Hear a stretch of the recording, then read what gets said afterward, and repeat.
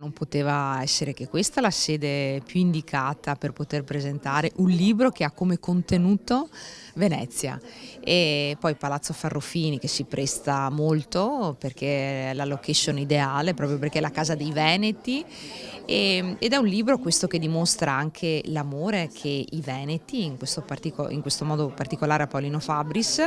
hanno per il Veneto, per Venezia e lo dimostrano attraverso la narrazione, la conoscenza che loro hanno di aneddoti, di storie e della realtà anche che vogliono poi rappresentarla in base al loro punto di vista e questo io lo ritengo un atto di amore nei confronti delle proprie città, del proprio contesto di vita, nei confronti del Veneto ed è molto piacevole anche da un punto di vista culturale perché si può quindi conoscere Venezia in una maniera nuova, aneddotistica, ma che dà molto l'idea della storia, della lunga storia di questa città.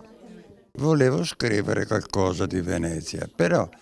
dato che Venezia è stata scritta e riscritta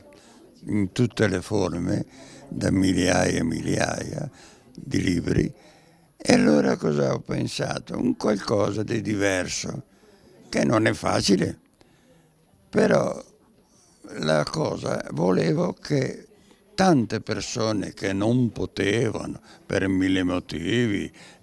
o per la lontananza o per la pigrizia di venire a visitare Venezia, ho pensato, dico, se io prendo un treno, li metto dentro tutti e così, ma che sia di vetro, e così in modo che possa vedere e scoprire certe cose che magari non potranno mai vedere. Tutto questo è stata la cosa. Non è stato facile, però sono riuscito. Il suo amore per Venezia quando è nato? È nato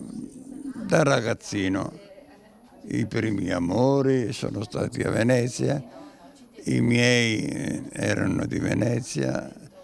e sentivo parlare di questa Venezia,